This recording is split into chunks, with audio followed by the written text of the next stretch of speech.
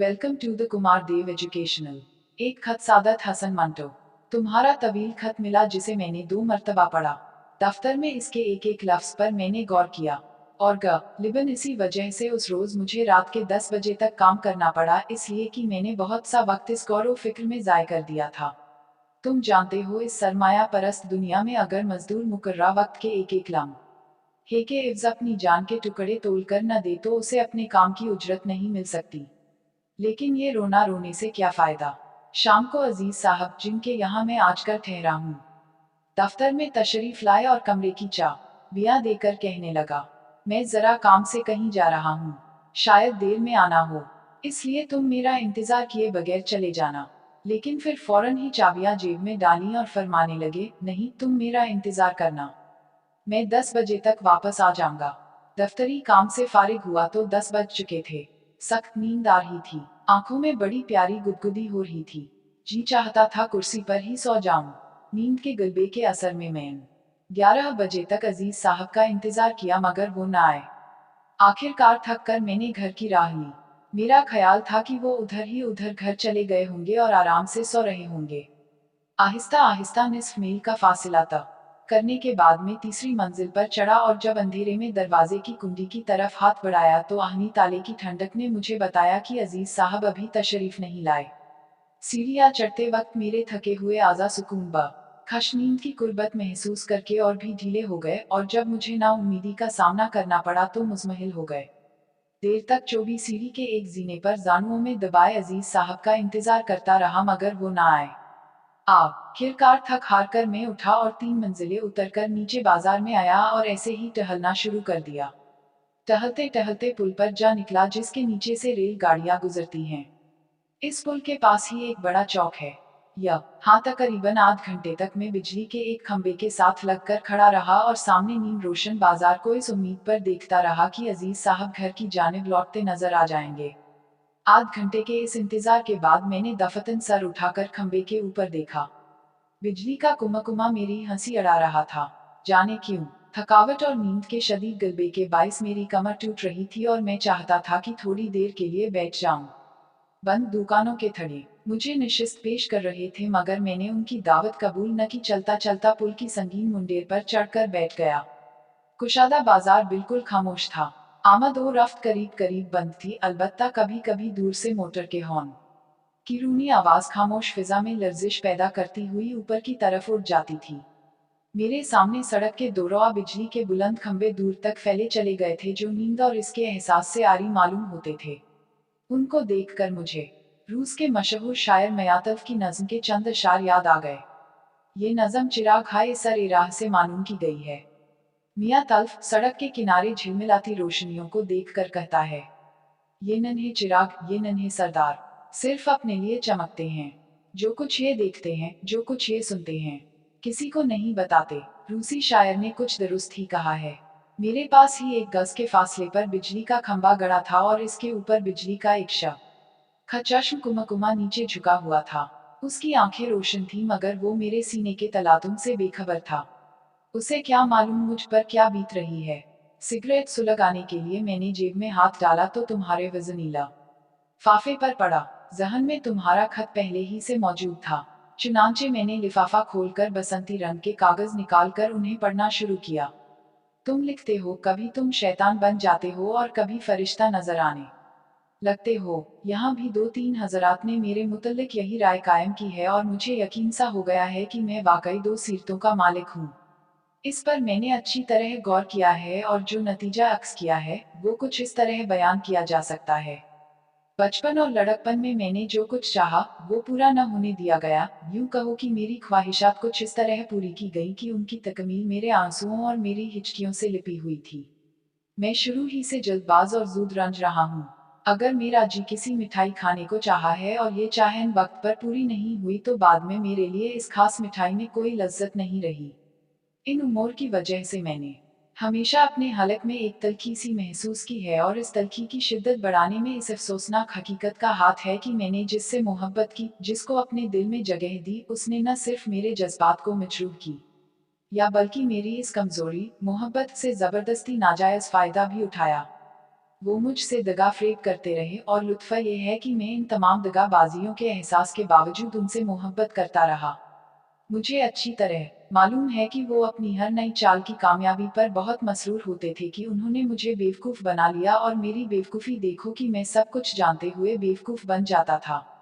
जब इस ज़िम्म में मुझे हर तरफ से नाउम्मीदी हुई, यानी जिस किसी को मैंने दिल से चाहा उसने मेरे साथ धोखा किया, तो मेरी तबीयत बुझ गई और मैंने महसूस किया कि रेगिस्तान में एक भूरे के मानंद हूँ जिसे रस चूसने के लिए हद नज़र तक कोई फूल नज़र नहीं आ सकता, लेकिन इसके बावजूद मोहब्बत करने से बाज न रहा और हसबे मामूल किसी ने भी मेरे इस जज्बे की कदर न की। जब पानी सर से गुजर गया और मुझे अपने नाम नेहाद दोस्तों की बेवफाइयां और सर्द मोहरियां याद आने लगी, तो मेरे सीने के अंदर एक हंगामा सा बर्पा हो गया। मेरे जज्बाती, सरमदी और नातिक वजूद में एक जंग सी छिड़ गई।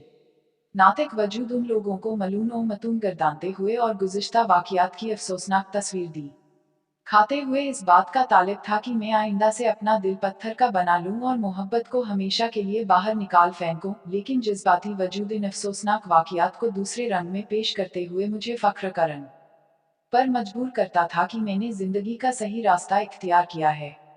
उसकी नज़र में नाकामियां ही कामयाबियां थीं। वो चाहता था कि मैं मोहब्बत किए जाऊं कि यही कायनात की रूह रमा है। तहतशर वजूद इस झगड़े से मैं बिल्कुल अलग थलग रहा। ऐसा मालूम होता है कि इस पर एक निहायत ही अजीब व गरीब नींद का गलबा तारी है। ये जंग खुदा जाने किस ना मुबारक रोज शुरू हुई कि अब मेरी जिंदगी का एक जुज्व बन के रह गई है। दिन हो या रात, जब कभी मुझे फुर्सत के चंद लम्हात मयस्सर आते हैं, मेरे सीने के चटियल मैदान पर मेरा नातिक वजूद और जज्बाती वजूद हथियार बांध कर खड़े हो जाते हैं और लड़ना शुरू कर देते हैं। इन लम्हात में जब इन दोनों के दरमियान लड़ाई जोरों पर हो, अगर मेरे साथ कोई हम कलाम हो तो मेरा लहजा यकीनन कुछ और किस्म का होता है। मेरे हलक में एक नाकाबिले बयान तल्खी घुल रही होती है। आंखें गर्म होती हैं और जिस्म का एक एक उज़ू बेकल होता है। मैं बहुत कोशिश किया करता हूँ कि अपने लहजे को दुर्शित न होने दूँ और बाज़ औक़ात में इस कोशिश में कामयाब भी हो जाता हूँ। लेकिन अगर मेरे कानों को कोई चीज़ सुनाई दे या मैं कोई ऐसी चीज़ महसूस करूँ जो मेरी तबीयत के यकसर खिलाफ है, तो फिर मैं कुछ नहीं कर सकता। मेरे सीने की गहराइयों से जो कुछ भी उठे, ज़बान के रास्ते बाहर निकल जाता है। और अक्सर औकात जो अल्फाज भी ऐसे मौका पर मेरी ज़बान पर आते हैं, बेहद तल्ख होते हैं। उनकी तल्खी और दुरुस्ती का एहसास मुझे उस वक्त कभी नहीं हुआ, इसलिए कि मैं अपने इखलास से हमेशा और हर वक्त बाखबर रहता हूँ और मुझे मालूम होता है कि मैं कभी किसी को दुख नहीं पहुँचा सकता। अगर मैंने अपने मिलने वालों में से या किसी दोस्त को नाखुश किया है, तो इसका बाइस मैं नहीं हूँ, बल्कि ये खास लम्हात हैं जब मैं दीवाने से कम नहीं होता या तुम्हारे अल्फाज में शैतान होता हूँ। गो ये लफ्ज़ बहुत सख्त है और इसका इतलाक मेरी दीवानगी पर नहीं हो सकता। जब तुम्हारा पिछले से पिछला खत मौसूल हुआ था, उस वक्त मेरा नातिक वजूद जज्बाती वजूद पर गालिब था और मैं अपने दिल के नर्म और नाजुक गोश्त को अथर में तब्दील करने की कोशिश कर रहा था। मैं पहले ही से अपने सीने की आग में फूंका जा रहा था कि ऊपर से तुम्हारे खत ने तेल डाल दिया। तुमने बिल्कुल दुरुस्त कहा है, तुम दर्दमंद दिल रखते हो, वो उसको अच्छा ना ही समझते। मैं उसको अच्छा क्यों नहीं समझता? इस सवाल का जवाब हिंदुस्तान का मौजूदा इंसानियत कश निज़ाम है, जिसमें लोगों की जवानी पर बुढ़ापे की मोहर सबत कर दी जाती है। मेरा दिल दर्द से भरा होता है और यही वजह है कि मैं अलील हूँ और अलील रहता हूँ। जब तक दर्दमंदी मेरे सीने में मौजूद है, मैं हमेशा बेचैन रहूंगा। तुम शायद इसे मुबालगा यकीन करो, मगर ये वाकया है कि दर्दमंदी मेरे लहू की बूंदों से अपनी खुराक हासिल कर रही है। और एक दिन ऐसा आएगा जब दर्द ही दर्द रह जाएगा और तुम्हारा दोस्त दुनिया की नजरों से गायब हो जाएगा। मैं अक्सर सोचता हूँ कि दर्दमंदी के इस जज्बे ने मुझे कैसे कैसे भयानक दुख पहुँचाए हैं। ये क्या कम है कि मेरी जवानी के दिन बुढ़ापे की रातों में तब्दील हो गए हैं, और जब ये सोचता हूँ तो इस बात का तहैया करने पर मजबूर हो जाता हूँ कि मुझे अपना दिल पत्थर बना लेना चाहिए।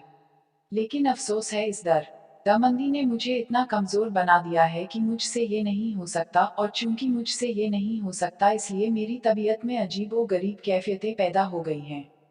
शायद मैं अब भी सही नहीं पढ़ सकता, इसलिए कि शायरी से मुझे बहुत कम दिलचस्पी रही है। लेकिन मुझे इस बात का कामिल तौर पर एहसास है कि मेरी तबीयत शायरी की तरफ माइल है। शहर में बसने वाले लोगों की वज़नी शायरी मुझे पसंद नहीं। देहात के हल्के फुल्के नगमे मुझे बेहद भाते हैं। یہ اس قدر شفاف ہوتے ہیں کہ ان کے پیچھے دل دھڑکتے ہوئے نظر آ سکتے ہیں۔ تمہیں حیرت ہے کہ میں رومانی حسنیہ کیوں کر لکھنے لگا، اور میں اس بات پر خود حیران ہوں۔ بعض لوگ ایسے ہیں جو اپنے محسوسات کو دوسروں کی زبان میں بیان کر کے اپنا سینہ خالی کرنا چاہتے ہیں۔ یہ لوگ ذہنی مفلس ہیں اور مجھے ان پر ترس آتا ہے۔ یہ ذہنی افلاس مالی افلاس سے زیادہ تکلیف دہ ہے۔ میں مالی مفلس ہوں، مگر خدا کا شکر ہے ذہنی مفلس نہیں ہوں، ورنہ میری مصیبتوں کی کوئی حد نہ ہوتی۔ مجھے یہ کتنا بڑا اطمینان ہے کہ میں جو کچھ محسوس کرتا ہوں وہی اپنی زبان میں بیان کر لیتا ہوں۔ میں نے اپنے افسانوں کے متعلق کبھی غور نہیں کیا۔ اگر ان میں کوئی چیز باقول تمہارے جلواگر ہے تو میرا بے کل باطن۔ میرا ایمان نہ تشدد پر ہے اور نہ عدم تشدد پر، دونوں پر ہے اور دونوں پر نہیں۔ موجودہ تغیر پسند ماحول میں رہتے ہوئے میرے ایمان میں استقلال نہیں رہا۔ آج میں ایک چیز کو اچھا سمجھتا ہوں، لیکن دوسرے روز سورج کی روشنی کے ساتھ ہی اس چیز کی حیت بدل جاتی ہے۔ اس کی تمام اچھائیاں برائیاں بن جاتی ہیں۔ انسان کا علم بہت محدود ہے اور میرا علم محدود ہونے کے علاوہ منتشر بھی ہے۔ ایسی صورت میں تمہارے اس سوال کا جواب میں کیوں کر دے سکتا ہوں؟ مجھ پر مضمون لکھ کر کیا کرو گے پیارے؟ میں اپنے قلم کی مقراظ سے اپنا لباس پہلے ہی تار تار کر چکا ہوں۔ خدا کے لیے مجھے اور ننگا کرنے کی کوشش نہ کرو۔ میرے چہرے سے اگر تم نے نقاب اٹھا دی تو تم دنیا کو ایک بہت ہی بھیانک شکل دکھاؤ گے۔ میں ہڈیوں کا ایک ڈھانچ ہوں جس پر میرا قلم کبھی کبھی پتلی جھلی منڈتا رہتا ہے۔ اگر تم نے جھلیوں کی یہ تہ ادھیڑ ڈالی تو میرا خیال ہے جو ہیبت تمہیں منہ کھولے نظر آئے گی اسے دیکھنے کی تاب تم خود میں نہ پاؤ گے۔ میری کشمیر کی زندگی، ہائے میری کشمیر کی زندگی! مجھے معلوم ہے تمہیں میری زندگی کے اس خوشگوار ٹکڑے کے متعلق مختلف قسم کی باتیں معلوم ہوتی رہی ہیں۔ یہ باتیں جن لوگوں کے ذریعے تم تک پہنچتی ہیں ان کو میں اچھی طرح جانتا ہوں، اس لیے تمہارا یہ کہنا درست ہے کہ تم ان کو سن کر ابھی تک کوئی صحیح رائے مرتب نہیں کر سکے۔ لیکن میں یہ ضرور کہوں گا کہ یہ کہنے کے باوجود تم نے ایک رائے مرتب کی اور ایسا کرنے میں بہت عجلت سے کام لیا ہے۔ اگر تم میری تمام تحریروں کو پیش نظر رکھ لیتے تو تمہیں یہ غلط فہمی ہرگز نہ ہوتی کہ میں کشمیر میں ایک سادہ لوح لڑکی سے کھیلتا رہا ہوں۔ میرے دوست، تم نے مجھے صدمہ پہنچایا ہے۔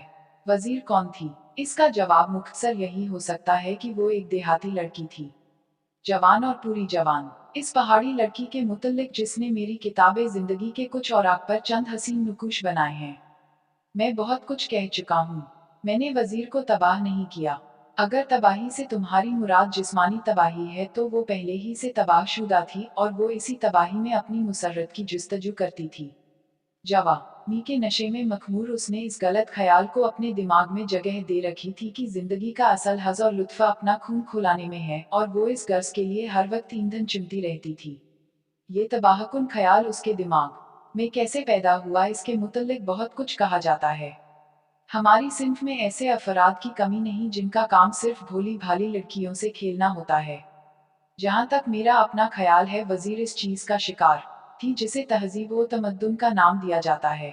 ایک چھوٹا سا پہاڑی گاؤں ہے جو شہروں کے شور و شر سے بہت دور ہمالیہ کی گود میں آباد ہے، اور اب تہذیب و تمدن کی بدولت شہروں سے اس کا تعارف کرا دیا گیا ہے۔ دوسرے الفاظ میں شہروں کی گندگی اس جگہ منتقل ہونا شروع ہو گئی ہے۔ خالی سلیٹ پر تم جو کچھ بھی لکھو گے نمایاں طور نظر آئے گا اور صاف پڑا جائے گا۔ وزیر کا سینہ بالکل خالی تھا، دنیاوی خیالات سے پاک اور صاف، لیکن تہذیب کے کھردرے ہاتھوں نے اس پر نہایت بھدے نقش بنا دیے تھے جو مجھے اس کی غلط روش کا باعث نظر آتے ہیں۔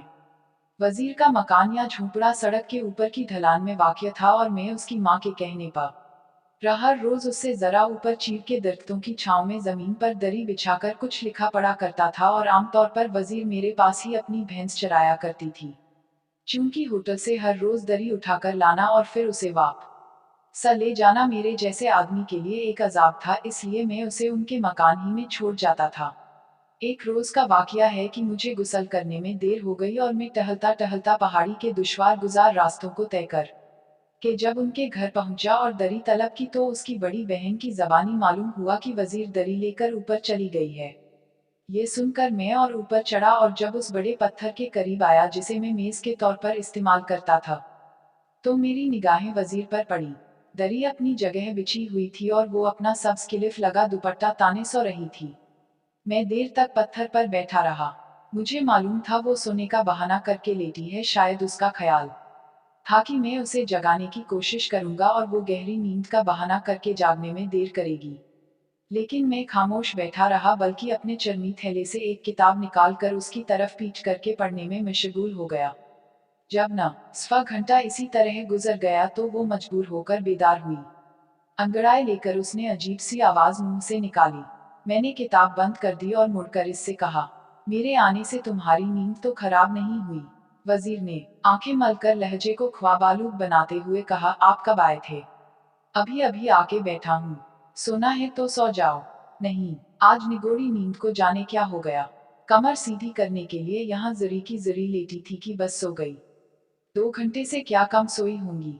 उसके गीले होंठों पर मुस्कुराहट खिल रही थी और उसकी आंखों से जो कुछ बाहर झांक रहा था उसको मेरा कलम बयान करने से आजिज है। मेरा ख्याल है उस वक्त उसके दिल में ये एहसास करवटें ले रहा था कि उसके सामने एक मर्द बैठा है और वो औरत है। जवान औरत, शबाब की उमंगों का उबलता हुआ चश्मा। थोड़ी देर के बाद वो गैरमामूली बातूनी बन गई और बहक सी गई। मगर मैंने उसकी भैंस और बछड़े का जिक्र छेड़ने के बाद एक दिलचस्प कहानी सुनाई जिसमें एक बछड़े से उसकी माँ की उल्फत का जिक्र था। इससे उसकी आंखों में वो शरारे सर्द हो गए जो कुछ पहले लपक रहे थे। मैं जाहिर नहीं हूँ और न मैंने कभी इसका दावा किया है। गुनाह ओ सवाब और सजा ओ जजा के मुतल्लिक मेरे ख्यालात दूसरों से जुदा हैं और यकीनन तुम्हारे ख्यालात से भी बहुत मुख्तलिफ हैं। मैं उस वक्त इन बहसों में नहीं पड़ना चाहता, इसला एक ही इसके लिए सुकून कलब और वक्त दरकार है। बरसीबल तज़किरा एक वाकया बयान करता हूँ जिससे तुम मेरे ख्यालात के मुतल्लिक कुछ अंदाजा लगा सकोगे।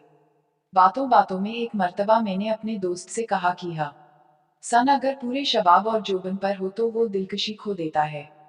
मुझे अब भी इस ख्याल पर ईमान है।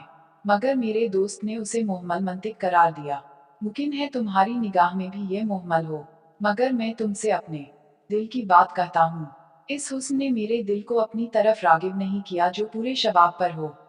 उसको देखकर मेरी आंखें जरूर चौंधिया जाएंगी, मगर इसके ये मानी नहीं कि इस हुस्न ने अपनी तमाम कैफियतें मेरे लो दिमाग पर तारी कर दी हैं। शोक और भड़कीले रंग इस बुलंदी तक कभी नहीं जा सकते जो नर्म और नाजुक उल्वान और खुतूत को हासिल है। वो हुस्न यकीनन काबल हतिराम है जो आहिस्ता आहिस्ता निगाहों में जज्ब होकर दिल में उतर जाए। रोशनी का खीरा कुन शोला दल के बजाय आसाब पर असर अंदाज होता है। लेकिन इस फजूल बहस में पढ़ने से क्या फायदा। मैं कह रहा था कि मैं जाहिर नहीं हूँ, ये कहते वक्त मैं दबी जबान में बहुत सा चीजों का एतराफ भी कर रहा हूँ, लेकिन उस पहाड़ी लड़की से जो जिस्मानी लज्जतों की दिलदादा थी, मेरे तल्लुकात सिर्फ जहनी और रूहानी थे। मैंने शायद तुम्हें ये नहीं बताया कि मैं इस बात का कायल हूँ कि अगर औरत से दोस्ती की जाए तो उसके अंदर नुदरत होनी चाहिए। उससे इस तरह मिलना चाहिए कि वो तुम्हें दूसरों से बिल्कुल अलहदा समझने पर मजबूर हो जाए, उसे तुम्हारे दिल की हर धड़कन में ऐसी सदा सुनाई दे जो उसके कानों के लिए नहीं हो। औरत और मर्द और उनका बाहमी रिश्ता हर बालिग आदमी को मालूम है, लेकिन माफ करना ये रिश्ता मेरी नजरों में फरसुदा हो चुका है। इसमें यकसर हैवानियत है। मैं पूछता हूँ, अगर मर्द को अपनी मोहब्बत का मरकज किसी औरत ही को बनाना है तो वो इंसानियत के इस मुकद्दस जज्बे में हैवानियत को क्यों दाखिल करे? क्या इसके बगैर मोहब्बत की तकमील नहीं हो सकती? क्या जिस्म की मशक्कत का नाम मोहब्बत है? वजीर इस गलत फहमी में मुबतला थी कि जिस्मानी लज्जतों का नाम मोहब्बत है, और मेरा ख्याल है जिस मर्द से भी वो मिलती थी वो मोहब्बत की तारीफ इन्हीं अल्फाज में बयान करती थी। मैं उससे मिला और उसके तमाम ख्यालात की जिद बनकर मैंने उससे दोस्ती पैदा की। उसने अपने शोक रंग ख्वाबों की ताबीर मेरे वजूद में तलाश करने की कोशिश की, मगर उसे मायूसी हुई। लेकिन चूंकि वो गलतकार होने के साथ साथ मासूम थी, मेरी सीधी साधी बातों ने इस मायूसी को हैरत में तब्दील कर दिया। और आहिस्ता आहिस्ता उसकी ये हैरत इस ख्वाहिश की शक्ल इख्तियार कर गई कि वो इस नई रस्म और राह की गहराइयों से वाकफियत हासिल करे। ये ख्वाहिश यकीनन एक मुकद्दस मासूमियत में तब्दील हो जाती और वो अपनी निस्वानियत का वकार रफ्ता फिर से हासिल कर लेती जिसे वो गलत रास्ते पर चलकर खो बैठी थी। लेकिन अफसोस है, मुझे उस पहाड़ी गांव से दफतन पुरनम आंखों के साथ अपने शहर वापस आना पड़ा। मुझे वो अक्सर याद आती है। क्यों? इसलिए कि रुखसत होते वक्त उसकी सदा मुतबस्सिम आंखों में दो छलकते आंसू बता रहे थे कि वो मेरे जज्बे से काफी मुतासिर हो चुकी है और हकीक मोहब्बत की एक नन्ही सी शुआ उसके सीने की तारीकी में दाखिल हो चुकी है। काश मैं वजीर को मोहब्बत की तमाम अजमतों से रोशनास करा सकता, और क्या पता है कि ये पहाड़ी लड़की मुझे वो चीज अता कर देती जिस की तलाश में मेरी जवानी बुढ़ापे के ख्वाब देख रही है। ये है मेरी दास्तान जिसमें बाकौल तुम्हारे लोग अपनी दिलचस्पी का सामान तलाश करते हैं। तुम नहीं समझते और न ये लोग समझते हैं कि मैं ये दास्तानें क्यों लिखता हूँ। फिर कभी समझाऊंगा। 1948। Thanks for watching. Like share and subscribe.